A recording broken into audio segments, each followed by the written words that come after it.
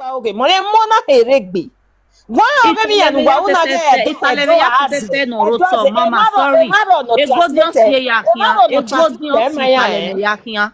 Vizi poste picture ve Sharon ve godian go when Sharon ya delete yin omana delete o ko no e yon si ezo na ve no na sio na re na sio na Osia yano. Anybody not like egbe ma Omokise wo no. he That is it. Even a good and why we what is Saga Kishaku? Yamu can in la.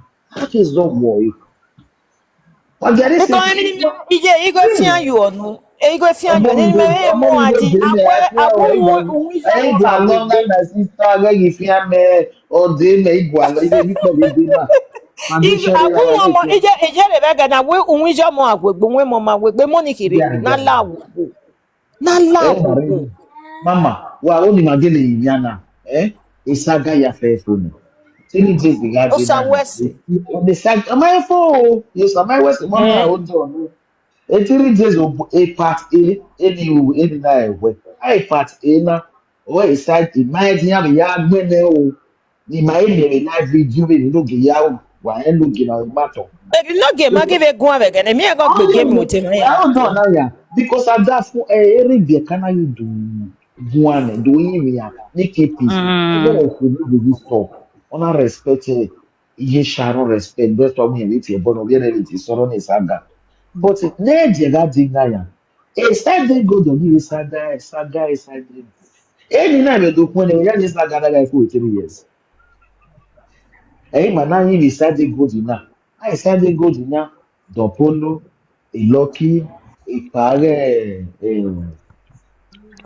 menwa because we had to respect your no age. Any young even at least even when Monica will give back. enu menwa no ro yin wa zuo wo we do wa mo It's your born no. It's your Oh, born. not your ball, not your ball. When that dog, when you understand them, yeah, go on. But I can give a pay at all, my beggar. And I'm trying But it's your born. Maybe you are reason every woman back. Or it's even listen, or now we are not perfect. nenu menwa ne godin gua sula kona yen eyon tie godin asawo no ma blue we ge ne Sharon ma da Yeah, can't be near your penny. Sharon Kaya. The matter no now.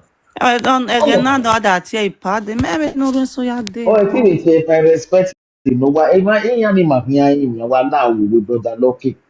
Okay, brother Lucky in the mere way now. It's Sagani and all ballet. when you are not go back, but now I'm wearing Brother Lucky. You were only when they go to the atama ve Frank de ba e lucky ni ala wo ni ayewo ni ayewo e go to emeti de tamia ni ayewo ya ewe e ma ne godin se di rogie e godin ri because even me taban we oge money ni ata tin ata ba we ni ya mi ni we ken we gbege o ma be agbege we meti reason e we yan bi omo ni but o ma be reason e be rio oni meta ni ya na ri omo nu we ime support ni ati e bo ni no e ma support. Yeah. No, nobody. I make them understand. No, you never support. But they don't understand what they try to talk. Your point it makes sense because I'm not begging you not radio. We never in my AYS one because we know what we dey see. Why you can't pretend? Why are you live a Facebook? Mommy, Sonia, we no give it a severe way. Ever tie boni but ye ma won e rude mata na asayen iya ye tie boni but we ma ni asayen ropa because ni do ta we rude di mata ye na ye asayen no matter how mo ni ya tie boni ye e go ti wa lo do la go di la o to yin bi ka na je la o to yin no why we dem money since your loving ya no we we are not worry brother na we Saga go. You are not happy issue good. Anyway like Saga bonya ga gwiya go be ya we na me man ni go an we ne no ge no la wo no respect ya no we video thing e no ge upload the recording na no ge magi go kedero ade at least have a we wo e go do we gbale justice we must go gbale justice content emi o me run aya we content emi ro oge le go di onu gba na Saga gbale justice no so Mama, E ene go hete ti di gwa kiye lo mo boy to ni ego. gwa de don polo ne. Boa ge boa. La igwa lo ke do polo bi je. La Almost go get me done na my the marry sister definitely. talk. Be my me when my year school. Owo agwa bana. AD, Network you were back. we dey hear you. Mommy Sonia Oh, nika a compliment you and mommy Hello, Jay. Mosegbe. where's the mama? Call you. Mama, see. I will filter by here. Bwana. Did I hear you call you? I don't know Call you you. were called you and I give one. See. When I'm not Tana, a shadow, I have a lyric with a business that agbawa koko gba koko Bwana. inware Yeah. no social media here do I post it visual or see ina Yeah. ko ye account nare Oh, first mama. and foremost every ata e share mo no iye imami no so ne iya be rave we bo imami no so ni iya bi jeve we bo we bi iyan si we akwa fa we owa but e share mo na gugu a iyan ifa e share pa asegbe ọtí ẹni mọ́mí ìdókòlá pẹ̀sẹ̀ ọ̀dọ̀ ọ̀nà òwe fíjọ pa wẹ̀ even ọtí ọ̀nà pànàtà wẹ̀ ìjẹma kókó ìjẹma wọ́nà wọ́n na àbíọmọ ọmọ ètè bíọmọ wọ́n na mi ẹwẹ́ ìyẹn sẹ́dọ̀ kókó ìjìyàn na nàdàtà wẹ̀ èrìjẹma wù òkú ìjẹmẹ rẹ wẹ̀ bọ́ni ìdíyẹn yà live a lifetime you understand jay ọ̀nì na ìbòlòfà ọ̀dà àgùnyàgùn ìyẹn ọmọ rẹ̀ advice. And if you have any other time, you know, you have gele ware. Oh, a sister in man, we gba oge ovie Sharon. Wa gele, in fact, o me ra Sharon. If you mono mano with Saga, because no with Saga with social media. Ya teboni ra teboni monu bi tebona gbo ya fe. Wa gele, even not about what I was you wa gele love it be a canny with who you love vision. You look for another profession. Saga by making over social media. You can start So, doing other content. Ruda, I mean, I have a forge again, out of 100 people no a social media, she has problem with 80 people. Iya okay. mama ye ve gwi va hwe. Iya mama ye ve gwi ya hwe. Aye ve vie money la dian. Except he went Asian or what or we na ye a jogging every time. Yahweh Saga. That video again na iya mama gwi ta vie money la dian. O da eri ma Yahweh Saga. E mommy ma ban we la wona ga vie mo da enyo bio gele wala we enyo bio hia da we no hia de ije no bio mo o da we ogba orin ya hia ke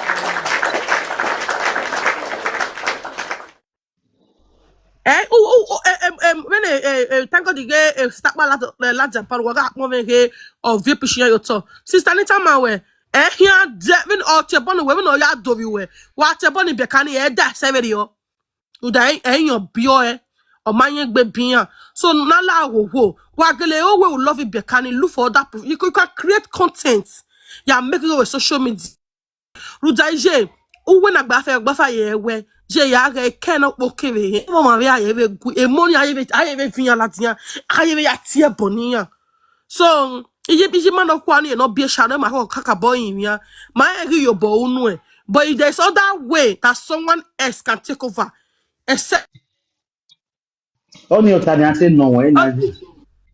Only your tanya yeah, say no way na. where's the mommy? It's just other way that Yeah. someone else can take over. Because a saga, no we saga no. No we saga na iski no fu no pu body. Uda era mi jouer kana mwana ivu mwana mwana veje kana mwana veje yidi. E ma solo la dian.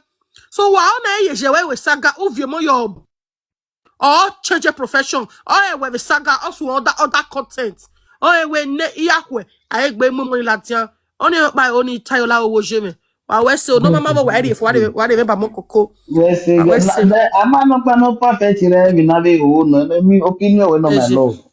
Eh, we no no. Omo wa we gba mo akoto ade. Man, that's the one na bi ore ni ari saka we oh God. me ye respect me baby no be anoni you no be ani I only like best for one way to know what At least only I get money the bag on in na. Then you know the only matter of we get when they be a minute. Ọwọ́ ní ọsọ níbẹ̀ orí àwọn máa fi gba ọ̀gẹ́ náà wàá tọ́ nínú ẹ̀ bọ́ máa fi gba ọ̀gẹ́ yìí ọmọ 7 years náà no 7 years. Man náà gèlè bí ọ́nà gèlè àwọn òkú ọmọ sẹ́nà ọ̀jẹ̀ Saga náà yọ. Okay, iṣẹ́ lè jẹ́ láti jù. Òbí ẹ̀ náà dùn ọ̀rẹ́ bó ọ̀yìn náà wàá tó ta náà wàá gbé jẹ́. Náà ní apá tí ó gbà sọ́mi. Náà jẹ́ wàá tó ta. Tó máa ń ta ilé ìlú ọ̀fẹ́ǹdì ìwẹ̀ máa jẹ́ wàá rèé bàbá wa kú ẹ̀. Wọ́n ò náà máa jẹ́ brọ́dá. You no okay when I go ala mommy. Ẹ̀ máa wà dúró àlọ́ sí i. Ubero piana. Only me ya respect her why na eri biekana. Ubero I won't get walu and why. Apologize. But we are not piano heke no we na kagani ade no ya God gola ya bless wala. you. Òbí ẹ̀ wà What dé the báyọ̀ peace rain.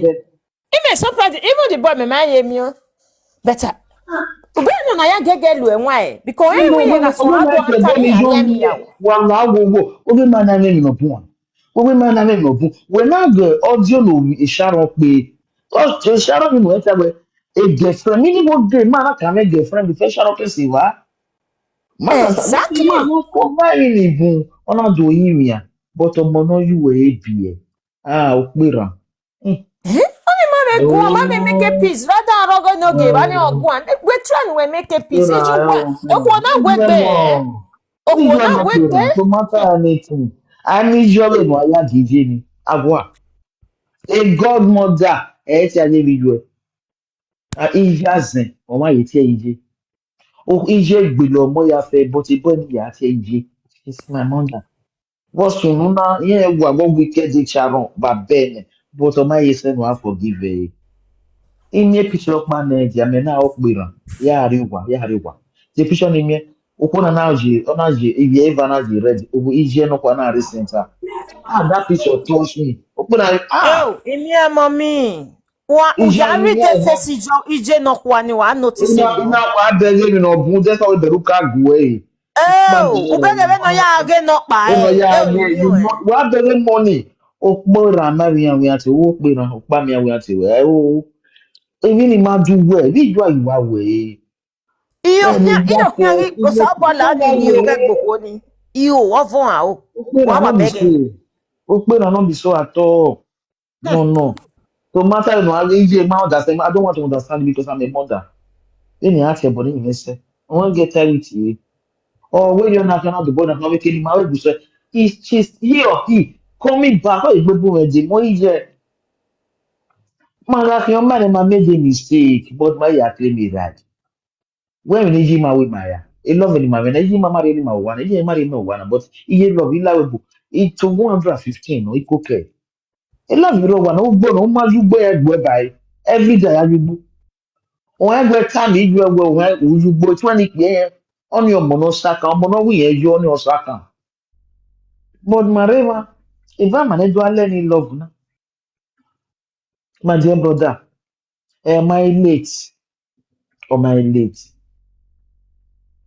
yé bí yú ẹ wọn yà ask for forgiveness or forgive you why not wọ́n pa ìkẹ́ náà am I late my love wà á ó pè ràn ó pa mọ̀ pé bí ẹ ní nínú go dọ́tọ̀ èmi àjẹ́ ẹ̀ náà ìmọ̀ ẹ̀ pọ̀ jù ẹ̀ my love kọ́ ẹ̀ mọ̀ wá. Hello, mommy. Ije ọbụkị ya Laku. kọ mama kọje Ya ware la, bomi egbe ori time ya active na.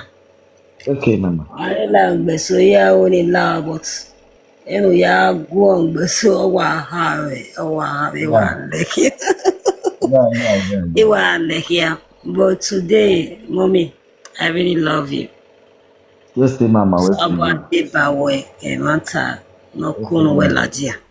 We na ni ho so no bo aka bo agba ore we gba ore mo no vio no eni Jesu Christi ni ancestors ya. We say ye. Ani ye. O enuta no yakose ne obiye Sharon no jo pia.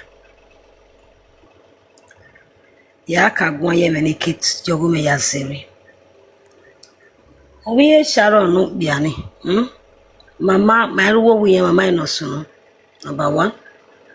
and ijomo oragbon ona dege odege na ebi dan ya na ne ama ikino sunu ebi na ikino sunu yeke mu iyekije share iyekije emenate fiwe ona sunu because osun dame e Sharon ma de jeri matai nebo ya gbinaji okay no be anoro yibo yen van understand Wa obo ma isu kave notana no gbera.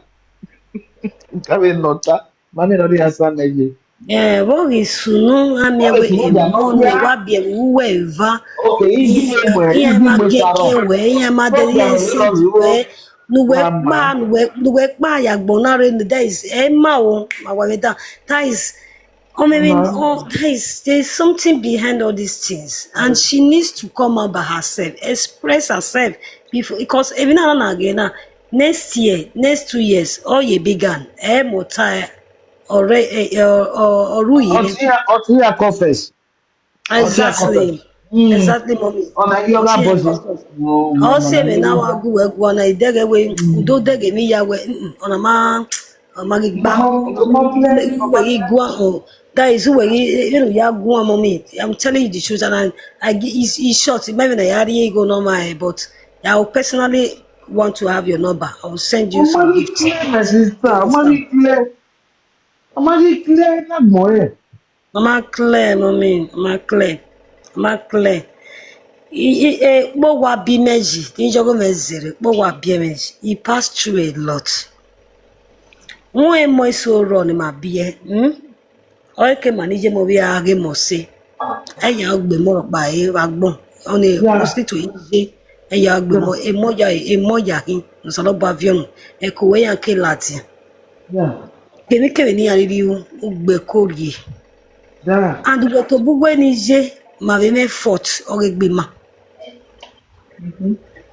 iga ya bi yokpo wa emi ni ya wa bieme mommy to ma we ina mo no wala dan we kije me ni ya tell the story to me when I was trying to be growing up in their hands yeah we iwala dem na was one ho we were hospital yen ti beye omo mo wa kin de wala dan ko ja ina go we na ge awon na ma gwa le no re a true story time one, a true story. Yeah, we go to the extent stepmother when I'm pussy cat me as a guy's name. Me when I tell ugbe. Iji me my we me ga collect. Like be because iji me okono ga mose no. Okono no se mo ya kegbe no. That is all a payment. I met to be men na di ya tato boge. Ye mind don't say me na re. Ye na we argument na go agwoni o me na kina edi mo pa argument na mama. Mama she. Era me na akoko me hia. Ogbo wa mi ga aje. Edi me na agba ogebe. E mo bunera me bie we have 58 children. Grandchildren ikaba ma ke ya me agbere 200. Well, Akeya kugbe agbere 200. no le ti aladia. No le kela da 58 wa no, but we 58 ni. Ije.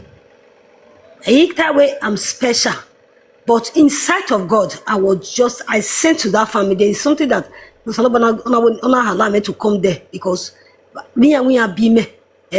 Ime yen wetin me ga go so if you ain't money in hospital mo rejo. Medala de meku. Adeni na me hime na me hwene na pemi. E street ma ohwo odo he me pemi ni because etuno le ni adi agbon. So omo me oni o no jie ekele giro. Adogwani yan to be no free ro cause a women idege. Biaku teme na iye Sharon ma yiya as ije me o mo wa ni na abeg gbo mo mi na gi meji ije me be over time ije you know that is if I have your this I will send you a record of my own mother the last talk of her he send there go no even e me pa ni even time anyway ya tami ya wo wosula we yen bi omo no me ti setinya Yes. Do you know what is that waste? Mm. And it's for a painful heart. For a painful, not give a talent. Yeah, yeah, yeah. Okay, me ya gwe shadow gwa o. O say na me bo ya we video gbe so ya na me sort no. And it pains my heart. It pains my heart. He came by Nigeria ya bere year on. Because ya Nigeria gbe so still they stay 3 more because ya say mana e me ile so nwu na gwo so my wu. Igbo pa me oro wa. So I don't want that. I also not stay back home. But I was very sick because of working on your book can because of Hedenia Moku that. If I give a brick light to sit down and not sit down. I can't be sick. Or Timmy not be an no to see Nyanga no how to they say a Nyanga no to buy social media idiot no mama do go social media yana do at say no market yana do at feel back man. Do you understand? Yana the little boy ni. But Saloba Wesi, in a fight to the extent where anybody talk to, don't insult my mother, even in death. Even in death, what's the body rate? Okona ragbon we in a yeguana, I tear bono we ever me mommy. Yawe bigger ya boy nedu. Nije gbe ya zere. Oga ime, mi ankwe, na feel baby oh bon. Dr. Wesley. Inshallah, my year.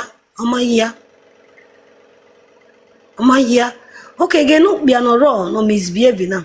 I tell we ja wune ana me modo this end of saga. Cause we so sunu. Vai na miewe no be nothing now. Emi yesunu. Ayeti easy. Ogi ro egbe o kakabo o.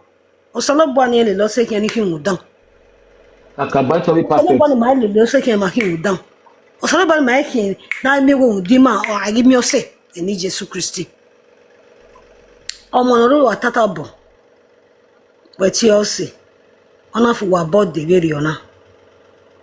We fu wa birthday, mama we gunu wa ya la wa nu wa ya zu agodo ne gbagbo sese gbegba mama we ku wa ya ge gbagbo ya ku wa do agbi na boda agbo. Wa do talo tevi neke wa e ma kin wa ta. Only a confession. But for me, I blame Mama Sharon. Do you know why? Ije, Iyawe, Omoke Yekinoma, Ije Veko Yekinoma, Agiragbo. Even if Rakba or Barcelona, I they hear from many people. Even some people they use and they bully me for my own Facebook that your sister is crazy, your sister did the mad for you don't they craze. They craze for Barcelona. Oh, no be or Obesan be or Obesani. Who say no more than me. Anybody, now they hear me. I They hear you, mommy. Lato say. Well, Lato say. They hear you. Okay. We just see you. We see you. Doctor. Yeah. Mommy, Lato say. Oh yeah, I'm okay, my lord. Well, Lato say everyone. It's secretary now, buddy. Who say no Obesani more than me. Oh, we pass through, and the way any mic cannot repay me yes, so because she's very nice person. To my own view. Oma, Maria Zenije or Rukboni Jeje. Understand? And then he kind of a Rukboni Yani, Eya is was. Me okonu wa bi mo, ohono ma de okbowa, iwe wa the wa zwa okbowa. Man now, you go. Oh yeah, you are by force. You are my way. No go be a my baby, mommy. I'm making the idea. As there is in that. But again, why giving ya why you meeting ya is. I'm just very easy. No, what here. My easy at pesa watabu nuka. Alita no. Okay, na we I always Sharon Matana, but no biana, no money be a modium. On my way, Mije, only if you begije. You know, they are not together. The one no Kenny Jomo Yahoo with Bobby, Mama, like we autonomy we are saying no. Sister Izzy man Sharon. That I even not the other one or my way on you. But here where is your Muya Valia? Only near time. Oh, I remember no Canadoria. I'm just here Yeah, now. with your money, very area. Time with your work control area. No. That means easy me control where you need. Easy mado or mado way do you many maybe ya Like control. what of the act where I move one now. Sometimes when I be wrong, then you are not telling because if you were not in where you conversation, not even a hand, I gotta say, I'm just standing. Eh,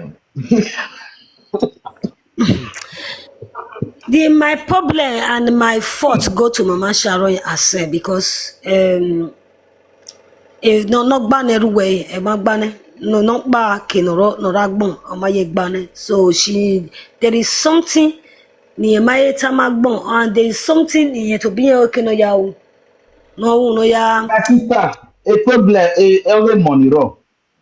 Okoni, Omaro give you papa. Ow. Eke reason we na wo Omaro give ya. Eke me na wo eke only wrong give more.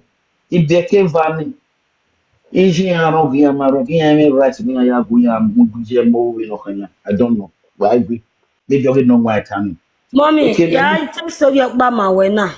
yeah. I tell story about my way. As you know, you want to pick a story now because a boy Yeah, we are can't going time. He can what typhoon, but he had to story now. Of course, anyway. Any ya rogue why you be hanging. Our normal me are deal with boy, Rame. Do you understand? But our normal me are deal with boy. Honey. Oye na mewe obie na egberame, but money yana deny him. Era me na accept money. Ona ya your money na yera me ya hinra. yeah. Ohubano, and we are age mates. So from there, and this very woman we say no. This very woman ona me omo bewebu ni ya ije wusi ai yogi audio so yogi we anyway. So they was looking for somebody to ni area adewebu. Me na the yekera me adewebu yekibere me ala adewebu. And which before them eri me carve eye tunye o me lawe bona o. I came 2022. I 22 something like that. Maybe the time. Yeah, 22. So that eri me na oka okwo to boy na no we bi na gbi ma na ni da me asset obi ni. Oka vie o mikwe Harry. Ni da me view adewebu. I prescribing Europe and America, 2 in America and 1 in Europe. Iyanale. Till today, Yama Zeyo, Iyana be a table agreement to where the matter. Okoda ma Zeyo at the Ovinya the Oya.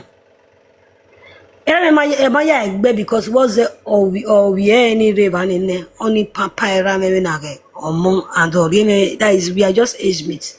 So and they rame like come on or really cool when ya one day or say na couple of rame when you una lele me could one like you. Understand? Everywhere I love it the girl. So Ogi Sega anytime ya jogwa from a webu. Although era na do real more or not tinya we ya real more ginya sobinya because ye kinya ya movie you understand. So the woman do a disturb bijime wo wa were me do a disturb ya wa vi mane wa do a go disturb one day na kamia we wa gbe le mana en wa ya ka wa tai wa ka ya sie man wa vi de we tubu we na no reba na e ma no vi ogiyin yare ha we ni go no kin millions no ye ya gba oge owaja ya aka asinya go ginye ne nke do sinye go an ma beta mi oke mo biye ado mona o awenye mo wana you do dojo ye ma ga gwan ni you know ye me ya do persuade obiye to biye na no we ma wo we best sister maki you do ame one kind tight friendship do maka ame de do riye ne na rewe boni kudi do we aje Nigeria me stay yo we ve short ya ha mi je me ya ba twerk yen kira me ne me to ta ye ba ye ve le ba me o yen na wa damage gbogbo yan are damage egbe ma be o kime o e ba ni o ima ko no kewe bore o e ma no ja o degi me na pity ni me e dagi wo gi amese e ma no ja o degi me na pity ni me we sis na we bo for come but we ma ko no kewe bore Because of stress. okay me wa be kewe na me we ma oti ego bi o kan pa ibe mujo wa we o do ra me o na do two me on do stake because anytime ya dey get ni wa always no be beside me or the women, all those kind of stuff. Head again on your tie with sister. You don't like this place where you deal, this house. You don't like camp. Yeah. Because this woman, your sister, so your mama tell at the year when mama they tell and say, why you are all picking, they my own mama has. Oh yeah, or Timena na ro with Tibia Twane. Ijana gwi wo wie ni awe yo dogi jime adisha sisi me yo wa Ija. mommy that can make it okay ija sisi me yo wa disha ni yare o ati we me na sek me him o me ma we ya gbe merie because we no na the me ne madan re I don't even know. I was not on my brain behind this pair. I believe where it was Ojuju anyway. I change dog by the man do TV. You know we are. My video was there pass balcony. My whole time you be here young me. You're not in it. You know my phone yo. That day it were in the lap. Aware we me ya poison anyway with a meal. Give me we no you not soon your a ring and enemy. You know that you know give a poison you have a poison in men self because you have to be a cap poison in men against my own father against my mother. They made the negative family men now. They made the negative sacrifice. He make it even again. Then I can say, oh, in young mother, I didn't be made. If I'm not very doing it, I think each other, they will know that somebody is talking. I pity the men. I did that period, that time. Anyway, I tell any, if I don't know who I was, you might go or don't want that. Hey, don't look one. And our daddy who are poisoning me. Where a ringy cakish, you don't know what happens. What made it poisoning me? What made it be there? In our time, because I may what they root to that is. But where daddy, well, wedding you, about tea directly. I don't know why made it be, but in your time, I about or time. On a phone at that time, it make woman no yapa. So the head said here, if you are in Nigeria, again, mommy, sometimes, any soon, Nije more dege. Also, Sharon. Shows that way your money mega king way in my ancestors. I'm not giving the family. Yeah, I was just I'm being a video on our way. How about be no? It was a purpose and not very much. Oh, see me here over the name. There you are. Oh, my Kenya exist. Ikeriata. So, how about many? Is just Sharon or your rag bona? On my way, it will be a road door and I fly or need to do something.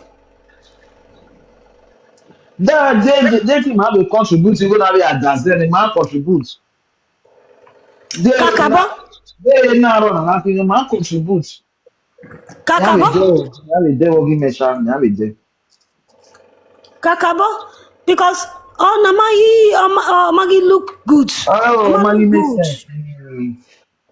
Ama look good. There's something behind all this thing. And she's very, very ignorant.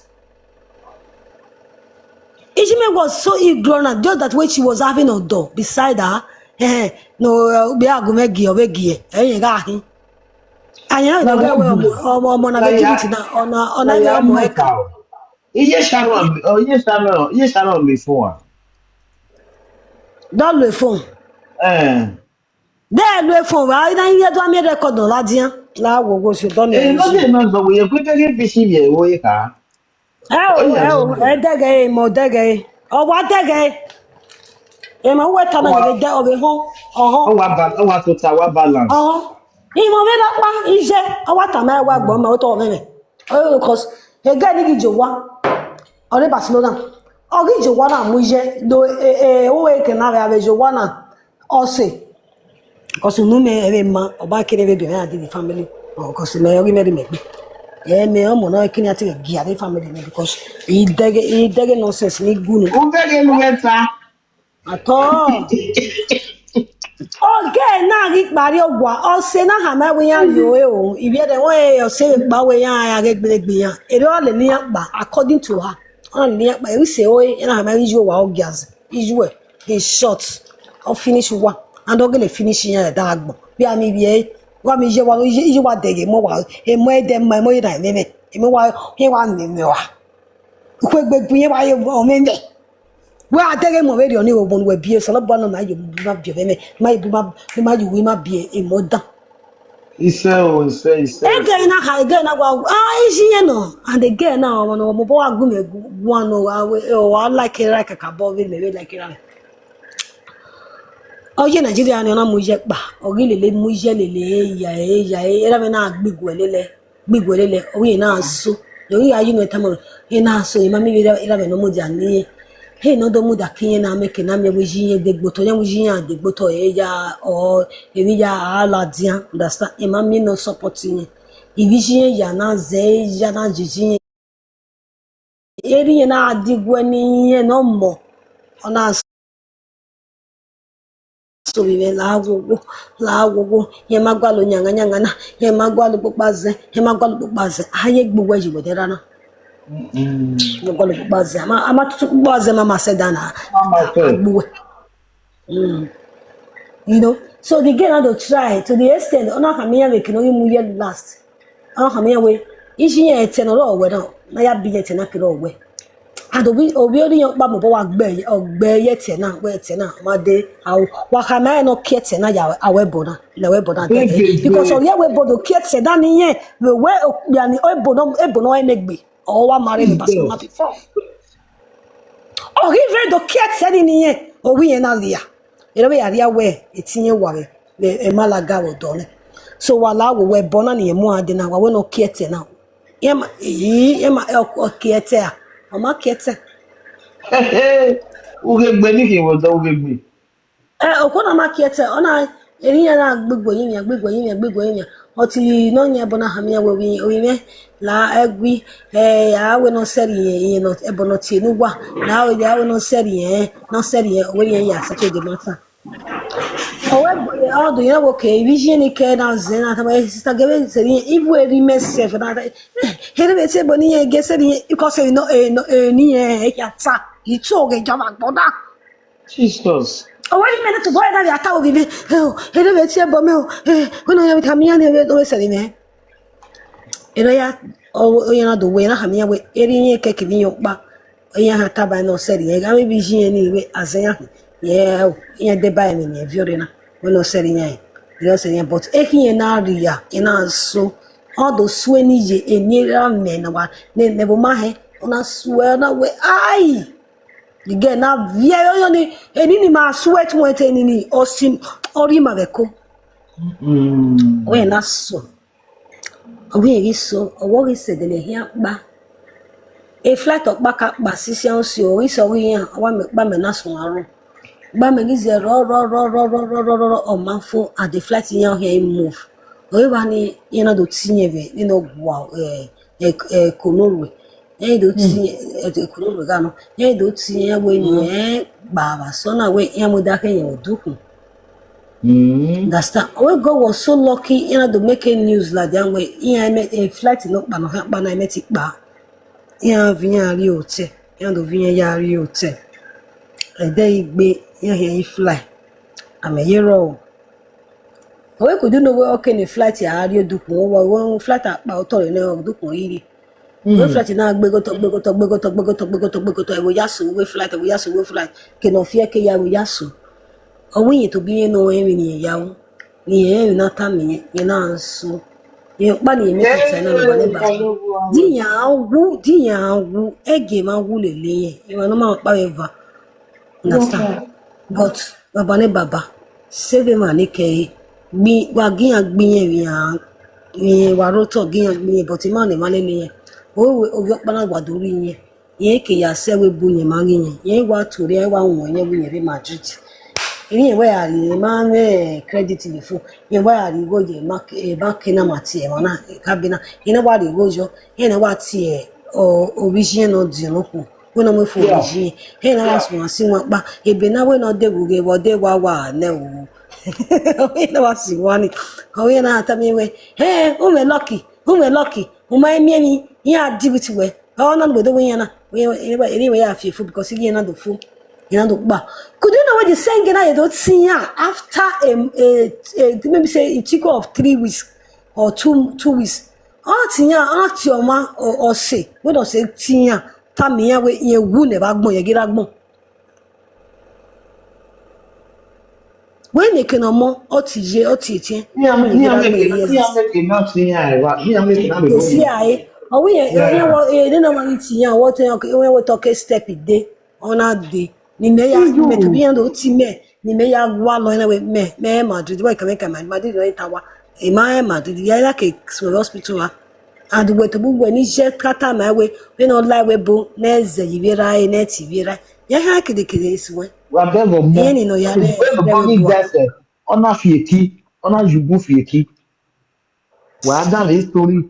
Ona When I jubu walk fieki. one again, I want me again, and so boy, in a year little so no more better. Amu bo Or I make me. a see.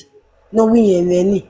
No solo more better. No boy cook on this jacket. So usually when na the boy kuku na o ma be. Yo kan no gbemo. Isalo So no way we any ragbona. Any ragbon. no Eh, boy Major. kuku ni no boy kuku ni je no mo ri agbon. O ni ye ke Kakabo. kese. Kakabo. Sharon, that is, she was also never blame Izzy because she was not a good friend. There was also Seniga Lele, never turn up. Keep your phone up. Yeah. Iga amo ewe oseme no because all hen in Nigeria. Owo kan teme no dion no was me obije no ka bi omo dion e. Owe oteneni this very girl yan we aje and even related obije pa be the popizwa on the google na. Again ona come we happen me. At that time, he bo no gba oge ve no. Wa me lucky ne. Ma me ke slow down work me because all say we agbona ge but we are clean. Understand? Be Kakabo, good. kakabo. No matter what, be good. You let your heart be clean. Understand? He may not say ya wo me. In trick of eyes, I was having blessing. It would in short blessing me. My I don't know. He may create time of you but so we may be in a raze. Me was sister ze. Here ati we na. Oh, give me. Me was sister ze. You know. So in a more severe on it, or sending on the walk my way. We was sick be me.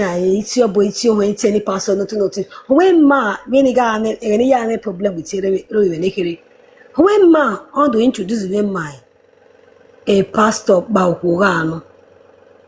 Pastor Nina, yet a boy and I may ever walk to because I get a yab to my bonoro, a year with the that is again now no because when we boa so no socky me, ye me tea sicky answer. That's Yeah. that. One of the view man you down me on your sit down. You for the good. So I may not make contemplation whenever you and I go me go. You go, oh, me not go what na yeah. Oh, well, you go now there. Issue. Oh, well, that is the pastor was like your mother. Abonoro. Only we are short in your baro. Eki. Nana wati. Eki ne azenji. Mama, me never born.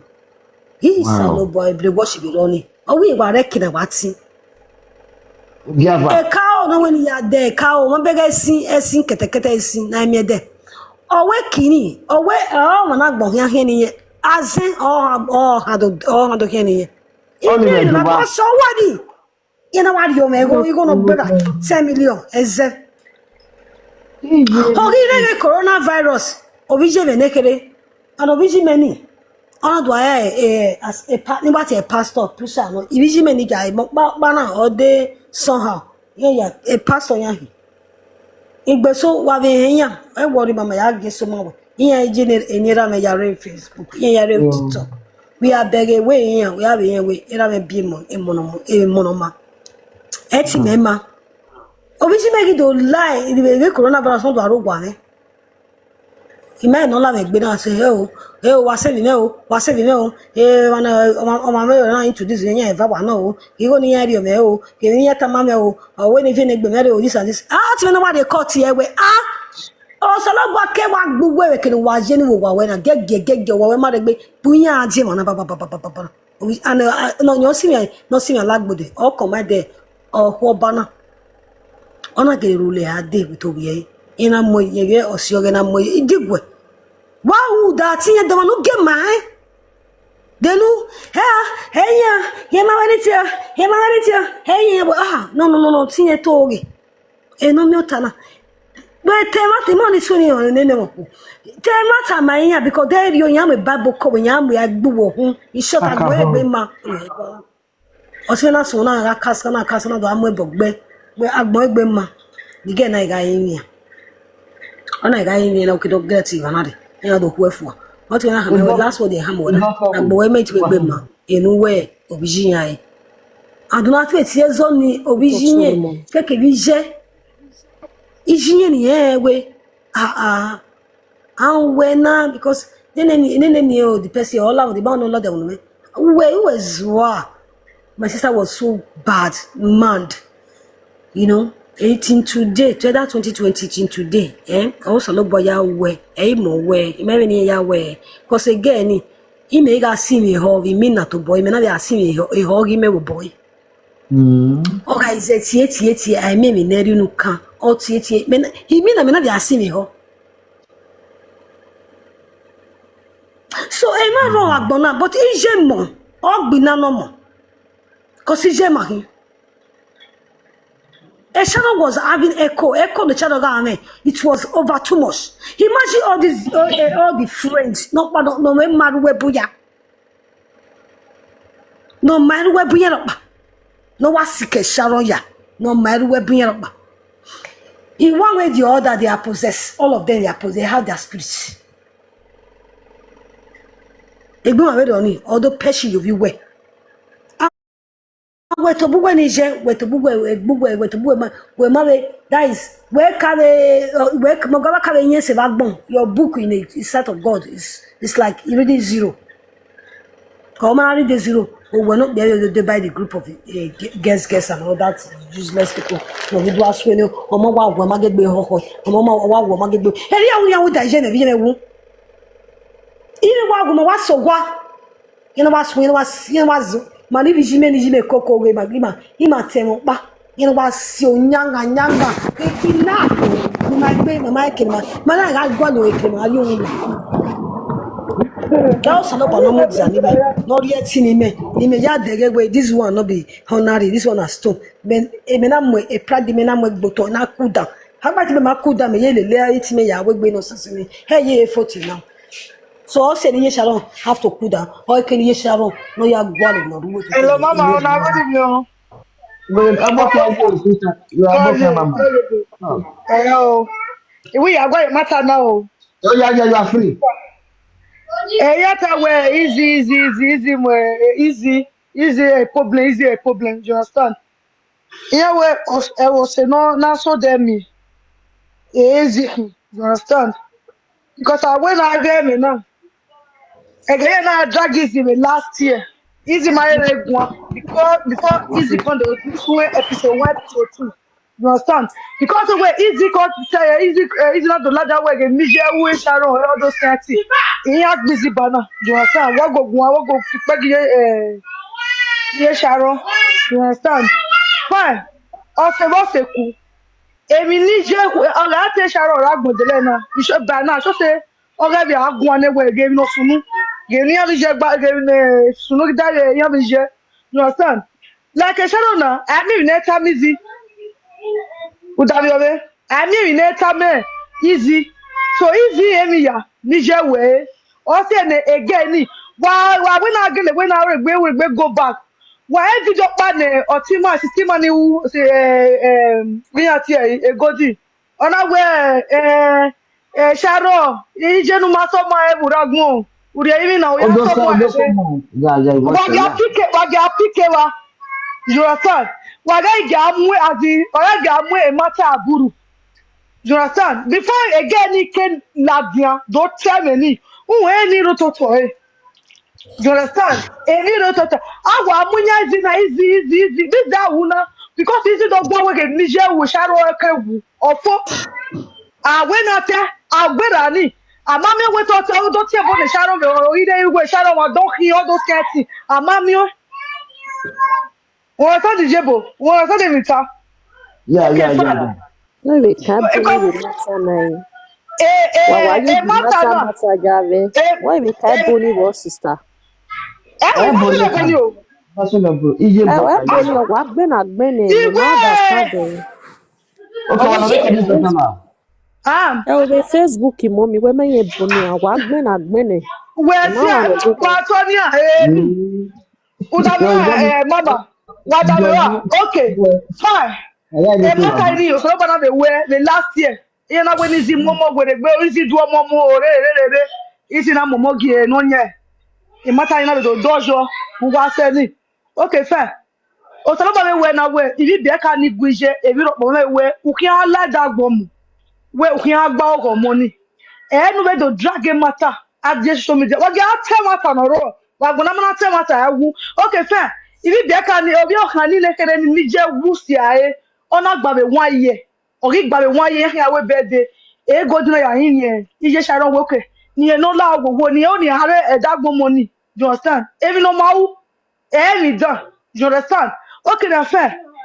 Easy to post a picture ni abo no ya no se ya bie we happy birthday those sketchy oni you na tell egweji uladiana usun akela kele we no drop a video ama we to ni gbe because wage reason every year akele aso The main issue, my sister, mama wait till the matter take continue again na me want to so mo only talk say easy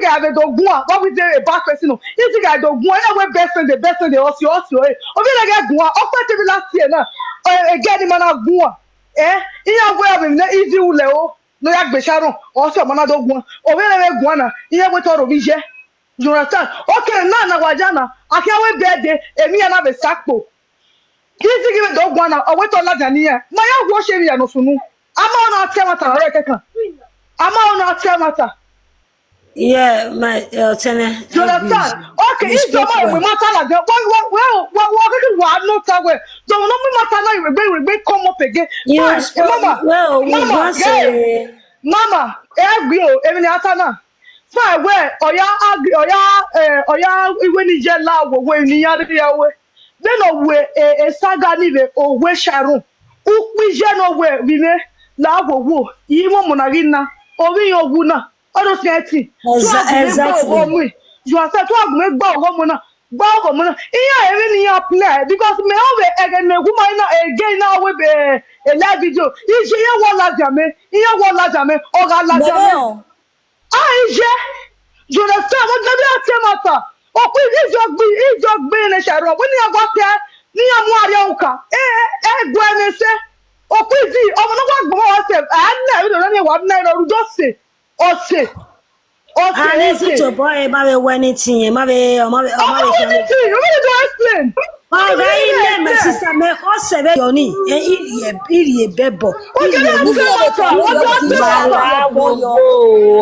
ma be ye taba wala wo na ya wo na re ona ne da doge webo because ona we right ona we right not so na e webo ọmọ na nana ọmọ le bio ọmọ ọwa bio emi ni ọwa agwara ni si wa de be Sharon iya ọwa de be yan do hegwere you understand okay na emi afefe no suru na ya drag baby father la gana a drag ya la jan o na be do okay wala wa re wi ni apologize mi aberi emi afi o be dojo na yi wa le jana amobogbe na amobogbe we Sharon amobogbe da fo amobogbe agun ya fefe don't me I no give you Daniela mata no mata pa ogbere ije se rocket no de mata na jo ona gbe la oku onoku Na mama metasi mommy Sonia ai metasi ma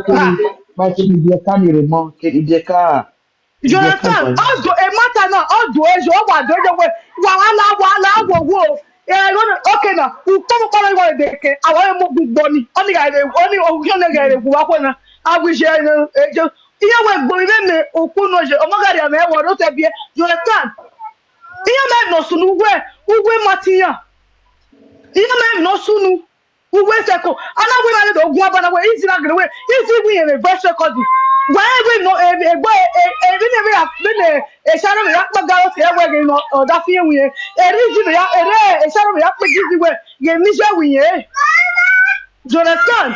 What you actually there? Dog be Sharon. This is Maru what Sharon like uma. Can you not make it wrong? And that's my one I see my sister. Then we are handing away birthday. When I go more on it. Sorry to say, you're my work here, and I feel like giving him. But yeah, tell me now. Omo Nigeru dai ba me ina aragbo celebrated. Because agbona rere waka borere awa iru da wewu awa we be rudi me rudi. Understand the way Understand? You cannot understand what my words. Can you see now I wrong? Me I want to tell you now, Sister Joy. Can you see now I wrong? What's an celebrate?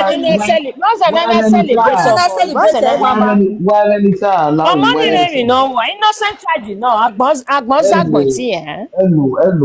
love that word you said. And almost 2 weeks okay like Oba where you very your mama. Hello. Why meta? Why huh? Hello. My man, mommy. What's up? A question. I want rush. Okay now. Agboye understand. Mama ya no try now. It can always in a wrong. We no time. But me like you know me more understand. Oh yeah, it can wa hold on no way better than no time. Agboye follow the talking. Ìgbà máa mi bú bọ̀n tó tọ̀ bára ìkọ́ mẹ́sẹ̀ṣọ́ máa rẹ̀ gẹ̀ jọ nǹkan lè mọ́ mọ̀ tá. Ẹ̀yẹ́ lọ́jọ́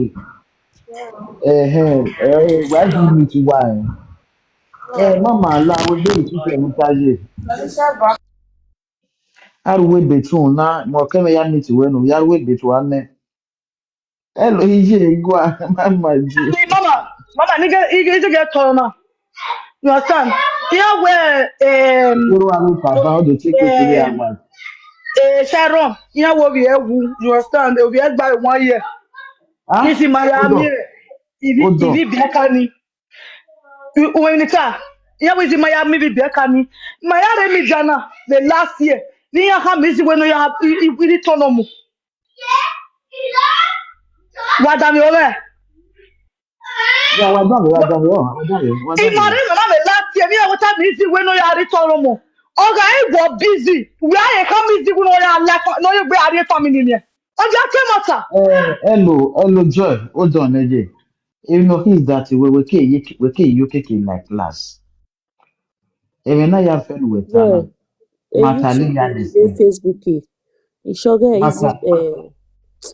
easy supporter who him. Bẹ̀rẹ̀ YouTube ìwé Facebook ni bọ́yà dé. Hold on. Matali Yanesin, wala. Because ono na market and Ìyá ọ̀rọ̀ pé sọ̀pọ̀tà wà jẹ́ àmì ẹ̀wọ̀n àtàmà níbi ẹ̀dùn ni màá yà á bá yà sí. Jọ̀tàn ẹ̀gọ́dọ̀ ọ̀gímọ̀nù yíjẹ́ ṣàrò ọ̀gímọ̀nù ṣàrò ọ̀gímọ̀rẹ̀nu. Owe neziwe obugbe gwale kompa mudia iru make na gwanse. We na vibe we van by not do too much. Cause earphone not to be me ear drum. Earphone real. And then he correct him your pa joy. Mani vie doni la we be repeated. Only if so in worry.